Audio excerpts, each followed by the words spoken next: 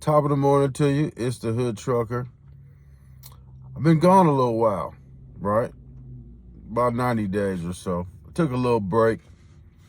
Kind of realized that YouTube, we're going to call it shadow banning or whatever we're going to call it. I don't know. But YouTube was cutting me at the knees behind talking about the election and that kind of thing. It's over.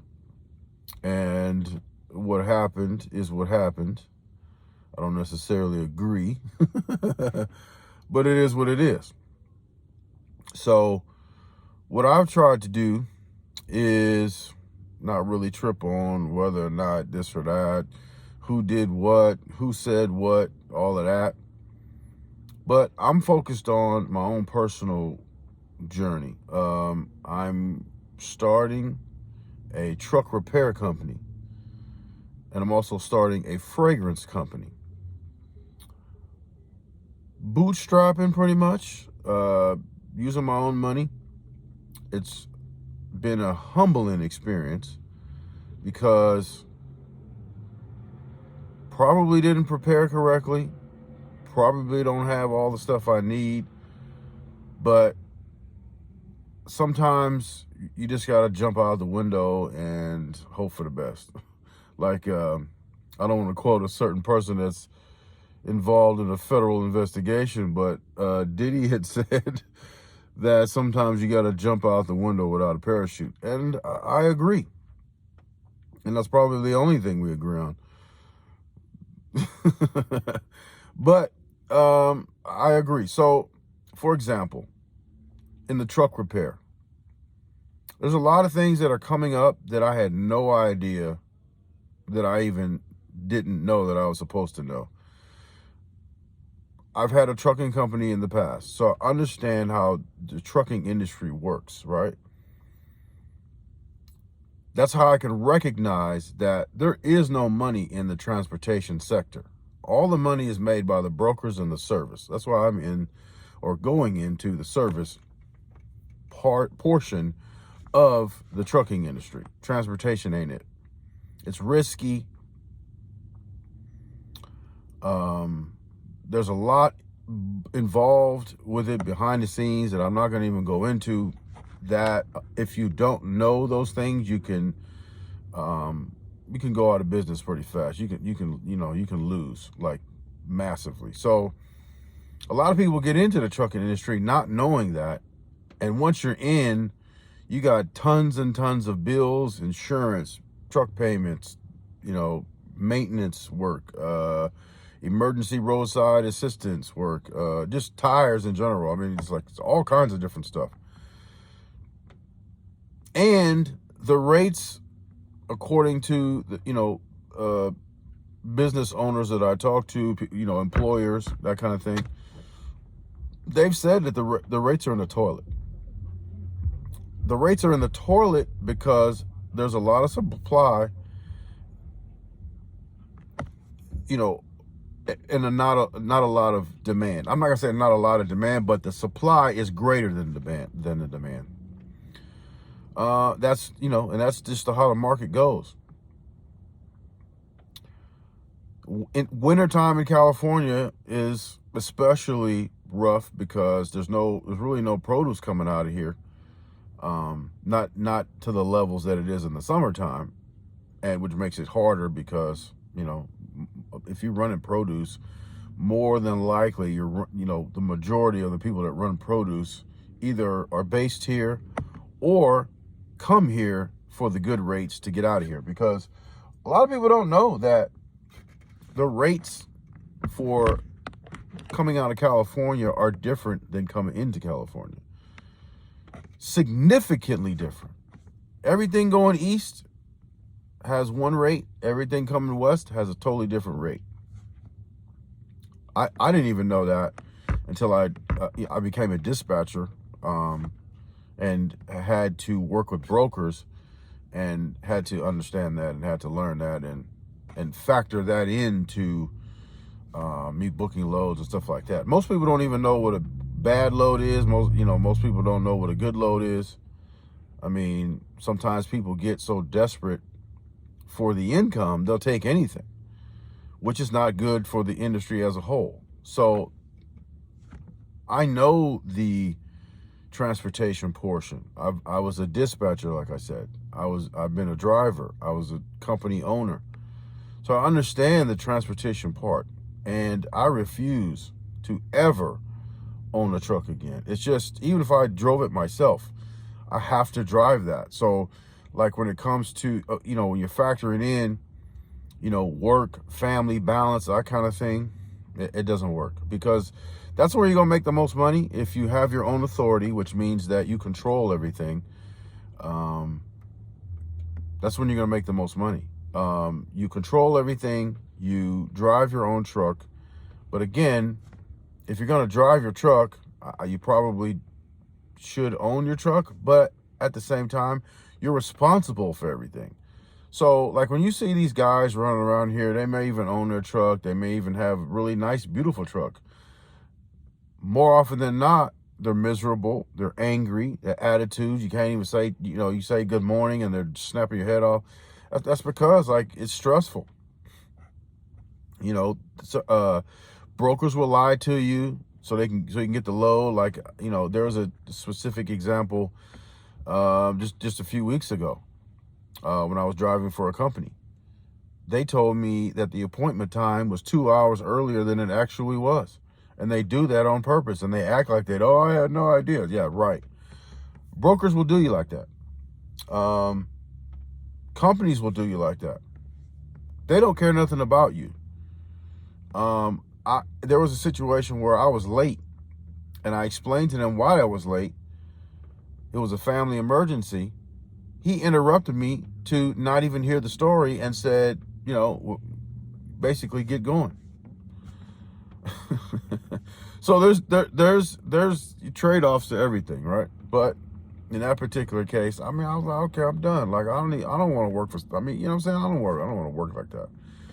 So here lately, what I've been doing is I've been working for a company so that I could save money and not really be under the pressure of, maybe get financing and loans, lines of credit, stuff like that. I'm probably going to need to go in that direction, because I had no idea that setting up a business in the trucking industry in an area that's really saturated for truck repair is going to cost so much to get going. I had no idea. And I probably wouldn't still have any idea unless I jumped out the window without a parachute and see for myself. In the process, piece of hair or something. In the process, I've learned a lot, right? Let's see, my company is probably 2 weeks old, maybe, right? I've learned a lot in this past 2 weeks. I've learned that, number one, the market is kind of saturated, right? Number two, you can kind of get around that saturation. It costs money. Google Ads. I had no idea how to run Google Ads. I had to learn it. The first set of ads that I ran, I set it up wrong, and it cost me a lot of money. All because I didn't know what I was doing. But this is what you do when you jump out the plane without a parachute. This is what happens. I don't know. There's nobody I can consult, because there's not a whole lot of stuff on YouTube that you can reference in terms of truck repair, which is amazing to me. I don't know why, but there's tons and tons of truck repairs, especially in this area, in Central California. So, it's really a whole lot of information. Now, I'm assessing what's needed, and I'm trying to move in the direction of fulfilling those needs, right?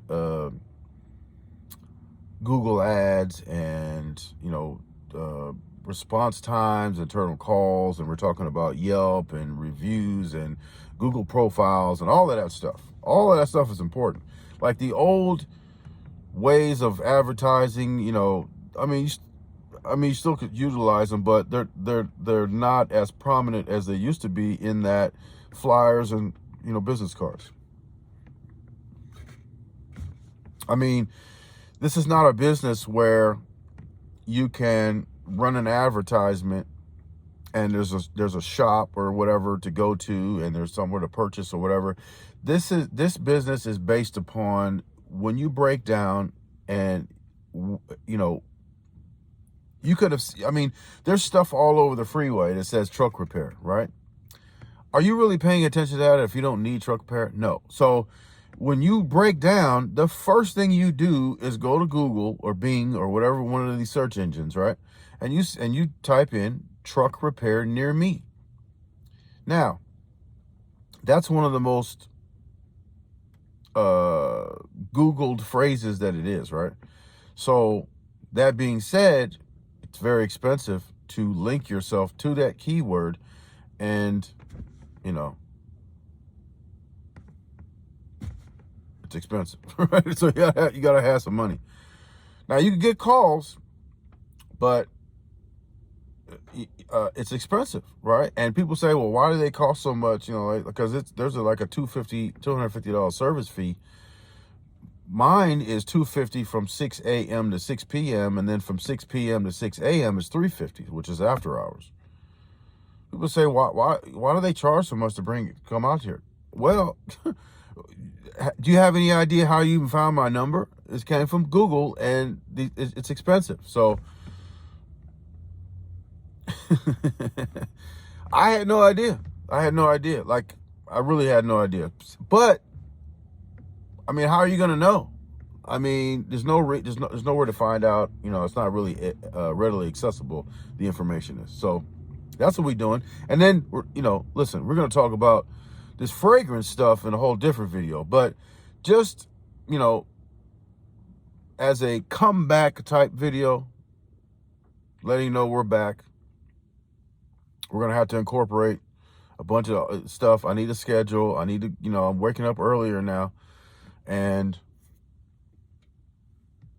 we're going to have to incorporate all this stuff. Because, I mean, in order for make this thing successful, we're going to have to pull out all the stops. And we're going to have to leave no stone unturned.